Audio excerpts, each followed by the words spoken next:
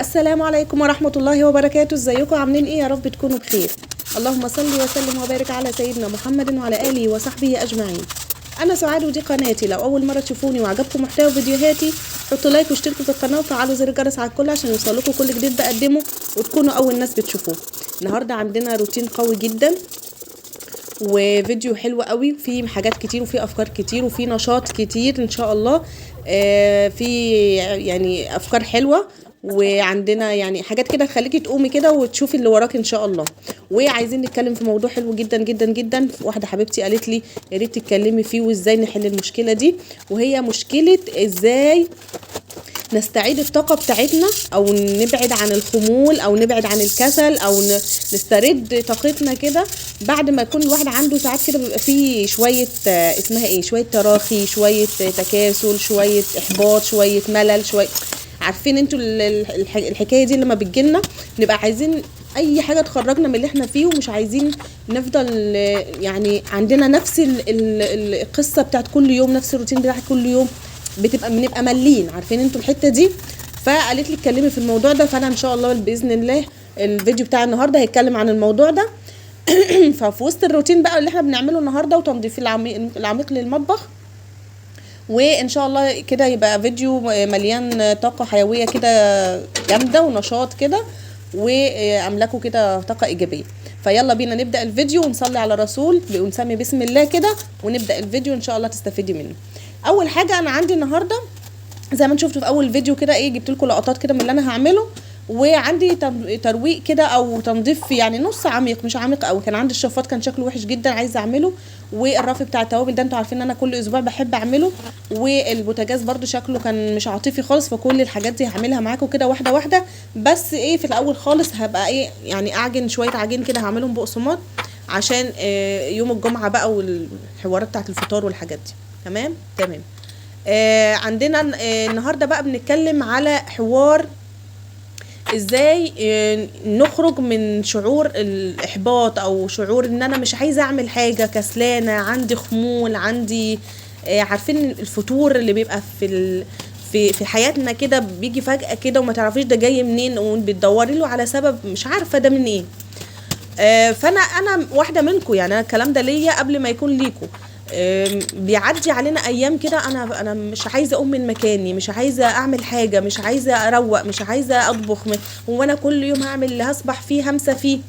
فبيجي لنا احنا كتير جدا الحاجات الوسواس ده بيجي لنا وبيسيطر علينا بطريقه وحشه جدا وبيعطل حياتنا. اللي انا عايزه اقوله لكم ان ده فعلا بيعطل حياتنا، بيخلينا نرجع لورا، لان احنا يعني طول ما احنا عايشين لازم نشتغل ايا كان الشغل. انت شغلك في بيتك ده اسمه شغل، انا بسميه شغل. وطبعا عارفين ان العمل عباده، وانا يعني واحده من الناس انا عندي العمل في بيتي او شغل البيت ده انا بالنسبه لي عمل، يعني وحاجه لا تقل اهميه ابدا عن شغل الراجل لما بيخرج ويسعى ويجيب رزقه ورزق عياله. انا يعني ما بستثنيش شغلي ومجهودي اللي انا ببذله في شغل البيت، سواء طبخ او كنسه او مسح او ترويق او ايا كان، ده شغل وعمل. ربنا يقدرنا كلنا طبعا على شغل بيوتنا وخدمة عيالنا يا رب العالمين. فهنعمل بقى ايه عشان عندنا بقى كده كذا خطوة كده هنمشيهم مع بعض عشان نستعيد طاقتنا تاني، او نفضل زي ما احنا كده ايه عندنا نفس الحماس اللي بيجي لنا عشان نكمل يومنا او نكمل حياتنا بشكل عام. اول حاجة عندنا، اول خطوة عندنا هنعملها ان احنا نستعيد علاقتنا بربنا. خلاص بتقولي لي انا بصلي وبصوم وبعمل كل العبادات، بس في حاجه اسمها يقين، تمام، وفي حاجه اسمها رضا بالعيشه اللي احنا عايشينها، وفي حاجه اسمها ان انا عايزه اداوم على طاعه معينه، هي دي اللي هتخليني واحده واحده ارجع لعلاقتي بربنا وارجع لطبيعتي وارجع لحياتي وابقى مستمتعه بكل حاجه انا بعملها مهما تكون بسيطه. فعشان كده انا اول حاجه يعني بشد عليها جامد، واول خطوه لازم تبداي بيها ان انت تبداي تستعيدي علاقتك بربنا. احافظ على صلاتي، اول حاجه اصلي صلاتي في وقتها، الصلاه الفرض بوقته. واحده واحده اجيب السنن كلها، احاول اجيب السنن كلها واحده واحده، اجيب قيام الليل واحده واحده، اجيب قراءه القران والورد اليومي ده اساسي في يومي ابدا بيه. بتبدأي اليوم بتاعك لما بتبدأيه بالطاعة، صدقيني بيفرق كتير جدا. الذكر، الدعاء الدعاء الدعاء الدعاء، بصوا سر من اسرار العباده. يعني بيقول لك ان الدعاء ده هو قلب العباده، هو اساس العباده. ماشي. فانت ما تيأسيش ان انت تدعي وتقولي ان ربنا ما بيستجيبليش، لا، كل دعوه بتدعيها في ميزان حسناتك، واستجابتها بتيجي في ميعادها. وعسى ان تكرهوا شيئا وهو خير لكم. يعني ما تفتكريش ان انت لو عشان ربنا ما استجابلكيش في الدعوه دي او ما اتحققتلكيش دلوقتي يبقى كده خلاص، لا، ده هو ربنا بيبقى مأخرها، ممكن تبقى شر ليكي. ساعات كتير جدا احنا بنتمنى حاجات وبتبقى مش حلوه لينا. فالمهم في النقطه دي عشان ما اطولش عليكم فيها كتير، ان احنا نستعيد علاقتنا بربنا، صدقيني هتمشي لك يومك حلو قوي قوي قوي. تمام. تاني حاجه تجديد النيه، ان انت دايما بتجددي نيتك، ان انت الشغل اللي انت بتعمليه في بيتك ده كله نيته انا بعمله يا رب لوجهك، ليك انت، بعيدا بقى عن زوجك، عن اولادك، عن ايا كان، انا بعمله يا رب لوجهك انت عشان انور رضاك انت. فبتلاقي في الشغل بتاعك اللي انت بتعمليه ده، بتعملي فيه يعني بتعمليه بحب واخلاص، وبتعمليه بطاعه لربنا، وبتاخدي عليه حسنات كمان. خلاص.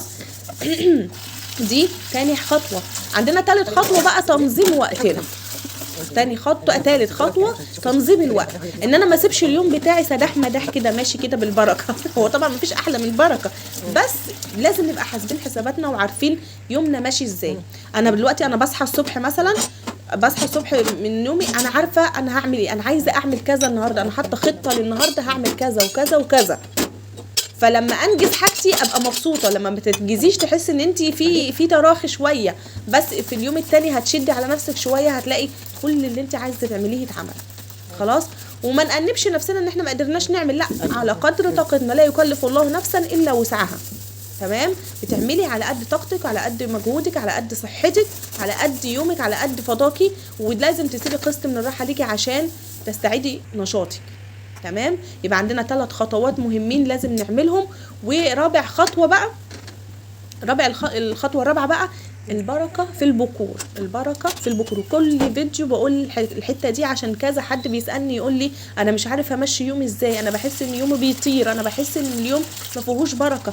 كنت عامله الفيديو اللي فات اللي قبل ده على طول هسيبه لكم في صندوق الوصف او علامه الاي اللي هتظهر، ان اليوم انا عايزه املاه بركه، عايزه يومي يبقى فيه بركه والحق اعمل اللي انا عايزه اعمله. صدقيني البركه في البكور. تصحي بدري. الناس دلوقتي طبعا النهار ما فيهوش، كمان نهار الشتاء ما فيهوش، فانت اول ما بتصحي الصبح من اول النهار تصلي الفجر، تقراي الورد بتاعك، تقومي كده تقولي الاذكار بتاعتك، اذكار الصباح حصن طبعا ليكي طول اليوم. فتقومي كده تبداي يومك من ساعتها، هتلاقي يومك ده طويل ما شاء الله اللهم بارك، ويومك عملتي فيه كل اللي انت عايزاه ومفيش حاجه ما عملتهاش. خلاص. فعشان كده بنقول البركه في البكور، وساعه البدريه مقضيه زي ما بيقول. فعشان كده اي حاجه عايزه تشتغليها وانت بدري الصبح كده، عيالك في المدرسه او عيالك نايمين او ايا كان، في الصبح كده من الساعه من اذان الفجر لحد اذان الظهر ده المفروض تكوني خلصتي كل اللي وراكي، الا بقى الغدا والحاجات التفانيش النهائيه، عشان عيالك لما يجوا تبقي انت رايقه وفايقه لهم كده، وعايزه يعني ما تتخانقيش عليهم، ولا تقعدي تزعقي لهم، ولا تقعدي تشخطي فيهم، استنوا عليا شويه، استنى انا هعمل ايه ولا ايه، والحوارات اللي احنا عارفينها دي كلها. خلاص. بس دول كانوا شويه نصايح كده. طبعا في حاجات كتير جدا طبعا، ان احنا نسيب وقت لنفسنا نستعيد فيه طاقتنا كده، ونهتم بنفسنا شويه، ونشجع نفسنا. اهم حاجه في الحته دي انا بحبها جدا، نشجع نفسنا. يعني دايما نقول ان احنا كويسين، وان احنا عملنا اللي علينا، وان احنا عملنا اقصى مجهودنا. دايما تشجعي نفسك وتحسسي نفسك ان اي حاجه بتعمليها بتطلع حلوه، حتى لو مش حلوه، يعني حسسي نفسك انها بتطلع حلوه عشان تشجعك ان انت تعملي غيرها. خلاص. طبعا احنا كلنا طبعا تحت اياد الرحمن، فدايما دعائنا اللهم لا تحملنا ما لا طاقه لنا به، واعف عنا واغفر لنا وارحمنا يا رب، واجعل في بيوتنا كلها البركه، ويا رب وما يحرم ابدا حد من صحته، ويجعلنا دايما كلنا قادرين ان احنا نخدم بيوتنا ونخدم عيالنا بنفسنا يا رب العالمين. بس ده كان الموضوع بتاع النهارده. بقى نيجي النهارده بقى على اللي احنا عملناه. انا بدات ازاي بقى، هقول لكم بقى الملخص اللي فاتكم. عملت ايه انا اول ما صحيت؟ المطبخ زي ما انتم كنتوا شايفينه كده، انا ما كنتش روقته من بالليل الحقيقه، يعني نادرا ما بتحصل. فقلت سريعا، انا ما كنتش ناويه اصور، بس الحقيقه ايه، قلت لا انا بقالي كتير ما صورتش، فهقوم كده اصور واشد حيلي معاكم. فقمت كنت لو تلاحظوا برضو ان انا كنت غسلت شويه مواعين كده، بعد كده بدات التصوير. وبعد كده قلت انا هرتب الدنيا، انا عايزه امشي ازاي بالظبط، همشي منين، هروق منين بالظبط. فقلت ان انا هروق الرخامه بتاعتي واغسلها كويس واظبط الحامل بتاع التوابل كل ده واغسله بالصابونه وتمام، والرخامه وظبطها تظبيطه تمام، عشان عايزه اعمل البقسماط زي ما انا قلت لكم. فهعجن عجينه البقسماط، انا عاملاها في فيديو لوحديها بقى اسيبه لكم برده. عامله عجينه البقسماط كلها، عجنها واسيبها تخمر، عشان طبعا بتاخد وقت في الخمران عشان الجو برد، فهسيبها تخمر براحتها على الاخر على بال ما اكون انا خلصت الورايا. عملت ايه؟ شلت البوتاجاز بقى، الحوامل بتاعته وغسلتها، العيون بتاعته غسلتها كلها، والعيون النحاس بتاعت الوش بتاع العين كده النحاس بعمله بالصنفره زي ما انتم شفتوا عشان ينضف معايا، ما بياخدش مجهود خالص ولا بياخد وقت. تمام. وجيت برضو على الحوض بتاعي بالصفايه بالمواعين بتاعتي كلها شلتها، والصفايه بتاعت المعالق شلتها كلها ودلقتها في الحوض وغسلتها كلها وعدت عليها، عشان طبعا بتبقى لما بكتيريا وصدى من تحت فلازم اغسلها كل اسبوع. تمام. وجي هنا بغسل بقى الحوض بتاعي كله كده زي ما انتم شايفين، علشان ايه؟ احط عليه بقى اسمه ايه، الشفاط. بعد ما غسلت الشفاط حطيت عليه اسمه ايه، سترس، عشان يظبط لي الدنيا ويخلي لي الدهون بتاعته تروح بسرعه. غسلته وغسلت الصفايه وظبطتها وصفيتها وحطيتها مكانها، وحطيت الشفاط وركبته، وعملت الحيطه بالشباك بكل ده. طبعا الحاجات دي بتبقى عايزه شعلقه وشعبطه بقى، وانا مش هعرف اصور لكم. تمام. بس اهم حاجه تبقى الفكره وصلت لكم. هنا كان التليفون بالحامل كله وقع، معلش كسر، لا قدر الله ما شاء فعل. ظبطت الدنيا كده وحاولت الم الدنيا واظبطه الحامل الرينج لايت بالعافيه كده، لزقته في بعضه عشان اعرف اكمل تصوير. ماشي. هاجي هنا للبقسماط. عجينه البقسماط كانت حلوه جدا جدا وسهله وسريعه وما بتاخدش اي وقت ولا مجهود. بس المهم ان انا حاجه، انا بحب المعجنات جدا وبحب اعمل اي معجنات في البيت تبقى تسالي كده، وبالذات في الشتاء انتوا عارفين الاولاد بيجوعوا كتير، فبدل ما كل شويه يا ماما عايزين ناكل يا ماما عايزين نشرب، لا تبقي حاطه الحاجات دي عندي كده في المطبخ يتسلوا فيها رايح جاي. تمام. هنا عملت البقسماط زي ما انتوا شايفين كده في السجان. هكمل العجينه بتاعتي. ماشي. لف وهدهن الصواني بتاعتي كويس جدا زي ما انا قلت لكم في الفيديو بتاع البقسماط. تمام. اخلص بقى البقسماط بتاعتي دي كلها لف. ماشي. انا بعمل كل حاجه مع بعضها النهارده، يعني هتلاقوني ايه بعمل، خلصت حاجه بدات في حاجه لحد ما التانيه تخلص، فاهمين؟ بس على خلصت هنا بقى، كنت خلصت بقى السجان كلها، وروقت المطبخ بتاعه ومسحت الارضيه بتاعتي، والسجان بتاعتي كنت سايباها تخمر شويه، وتحت الحوض برده كنت عملته زي شلت كل الحاجات دي كلها ولمعتها ومسحت، وحطيت صاجه في الفرن، والفوطه اللي انا كنت شغاله بيها انا قعدتها في كلوركس الوان وبريل. وهنا كان البقسماط بتاعي استوى بقى، حطيته في علب كده وهشيله على جنب. تمام. عندي بقى كنت جايبه من السوق معايا خضره، طبعا زي ما انتم متعودين معايا يوم الخميس بعمل الحاجات دي، فنسيت اقول لكم ان الروتين ده روتين يوم الخميس. يا رب يسهل كده ان شاء الله وينزل لكم بدري. بس عندي الخضره بقى كنت جايبه كابوتشا وجايبه جرجير، والحاجات اللي انا بجيبها بغسلها وبحطها في علبه، وبيقعد عندي بالاسبوع. انا ما بجيبش خضره دلوقتي غير كل اسبوع. تمام. او كل ما بتخلص، يعني عشان ما ابقاش كداب، كل ما بتخلص بجيب. تمام. بس الحمد لله رب العالمين بفضل الله ما بتبصش مني، عشان بحطها في العلب زي ما انتم شايفين كده، بحطها في علب وبقفل عليها، بحطها في التلاجة بتفضل معايا بالاسبوع. تمام. هنا كنت جايبه طماطم حوالي 3 كيلو طماطم او 4 كيلو. هفرمهم. انا البصل اللي عندي مش كفايه الحقيقه، فمش هجيب، نسيت اجيبه مش هنزل، فقلت هفرمهم واعملهم صلصه بس من غير اي حاجه، من غير ولا توم ولا بصل. فهفرمهم في الخلاط زي ما انتم شايفين كده، واحطهم في حله كبيره، وهنزل في الحله دي بحوالي 4 معالق من الزيت، وعليهم معلقه سكر، وعليهم معلقه كبيره من الملح، وبس على كده، واسيبهم بقى يتسبكوا براحتهم. السكر عارفين انه عشان الحموضه وعشان ما يحرقش على الصدر. خلاص. نيجي بقى وانا بروق في الفريزر كده، لقيت الكنافه الحلوه دي عندي، يعني بقى لها شويه، بقى لها يجي شهر عندي، كنت هعمل بيها حاجه وللاسف ربنا ما وفقش فما عملتش، فقلت بقى مش معقول هسيبها كده، فخدت نصها، الحقيقه ده كان نص كيلو، خدت منه ربع كيلو بس.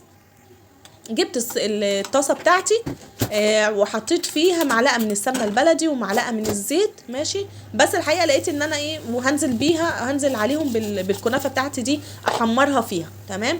بس لقيت ان الطاسه بتاعتي دي مش هتنفع، مش هتكفي، مش هعرف اتفاهم معاها شويه عشان عايزه حاجه اوسع. عشان اعرف اقلب، فانا نقلتهم في طاسه اللي هي الطاسه الستانلس. تمام. زي ما انتم شايفين كده. هبدا بقى ايه هنا اقعد اقلب فيها بقى شويه على نار هاديه كده عشان تتحمص كده ويبقى تاخد لون حلو من غير ما تتحروق معايا. خلاص. عندنا فكره حلوه جديده بقى النهارده، البليله بالكنافه. يعني ما انا مش عارفه حد عملها قبل كده ولا ايه، بس انا يعني عجبتني الفكره فقلت انفذها. يعني ايه، قلت لا يمكن حد منكم يحب يجربها. بس كده عندي هحمص الكنافه، بس هحط عليها بقى ايه شويه معلقه من السكر البودر كده عشان يخليها يديلها الكرمله الحلوه دي بقى، ويديها تسكيره في نفس الوقت. هي بتاخد وقت شويه في التحمير، بس اهم حاجه ما نعليش النار علشان ما تتحرقش مننا. تمام. لحد ما نوصل للمرحله دي، اول ما بنطفي النار بنفضل نقلب شويه كمان عشان ما اللي من تحت ما يبقاش متحروق اكتر من فوق. خلاص كده خلصت الكنافه، هركنها على جنب تهدى. وهاجي على البليله بتاعتي. البليله دي انا كنت عاملاها معاكم في فيديو فات قبل كده، ودول كنت شايلاهم في الفريزر. فعندي شويه البليله دول كنت مطلعاهم، احط عليهم كوبايه من اللبن، وهجيب نص كوبايه من الميه، وهحط عليها معلقتين من النشا، وهعملها معامله الرز بلبن او العاشوره. خلاص. وهجيب عليها حوالي الشويه دول خدوا حوالي نص كوبايه من السكر، او حسب السكر كميه اللي انت بتحبيها. خلاص. هبدا اعمل ايه، هبدا احط عليهم النشا، واقلب بقى على كل ده على البارد. ماشي. واحط السكر بتاعي بالمره واقلبه كله ده على البارد، وبعد كده ارفع على النار، على نار هاديه برضو، وايدي فيها على طول افضل اقلب لحد ما تتقل وتوصل للقوام اللي انتوا شايفينه ده. تمام. هطفي عليها النار واحط لها بس باكو من الفانيليا عشان بس يديها ريحه كده وطعم حلو. وبعد كده هعملها بقى معامله الرز بلبن بالظبط. فهحط بقى هعملها طبقات كده هي والكنافه. احط طبقه من تحت كنافه، وبعد كده طبقه من البليله، وبعد كده طبقه كنافه خفيفه خالص من فوق، وازينها زي ما انا عايزه باي حاجه. عندك سوداني، عندك جوز الهند، وعندك زبيب ايا كان، فستق، لوزدق، جوز لوز، اي حاجه من الحاجات دي. طبعا المتوفر عندك هيقضي الغرض. بس كده الكنافه بقى بسقيها بس شويه شربات حلوين كده عشان تدي طبقه كده حلوه متماسكه، وتدي طعم وتسكيره حلوه. خلاص. بثبت بقى بدوس بضغط بس ضغطه حلوه كده على الكنافه عشان الطبقه بتاعتها تبان. بنزل بقى عليها بكبشه من البليله زي ما انتم شايفين، كانت ريحتها تحفه وكان طعمها حلو جدا. بس كده هعملها زي طبقات كده. طبعا لو عندك بقى جيلي فراوله، جيلي مانجا، جيلي موز، ايا كان، وحطيتيها 3 طبقات بتبقى حلوه جدا برده، مفيش اي مشكله. خلاص. بس انا ما كانش عندي الحقيقه. بس هنا هكتفي بس بطبقتين، طبق من فوق وطبق من تحت من الكنافه، وهزينها بقى بالزينه اللي انا عايزاها. عندك زي ما انا قلت لك كان عندي جوز الهند وعندي زبيب، فهفرش بس الطبقه الاخيره دي، وشويه اللي زادوا من البليله دول هحطهم في اطباق لوحديهم، واحط لهم جوز الهند والزبيب، وخلاص على كده. وده شكل البليله بتاعي النهائي. طبعا لو وصلت معايا لحد هنا في الفيديو ولو استفدت منه ولو حاجه بسيطه قد كده، هو يا ريت ما تخليش عليا باللايك واشتراكك اللي هيساعدني جدا جدا ويكبر عيلتي بيكي. وطبعا يعني يسعدني جدا تعليقاتكم الحلوه اللي انا بسمعها في يعني كاني بسمعها فعلا وانا بقراها، فيا ريت ما تبخلوش عليا بالحاجات الحلوه دي.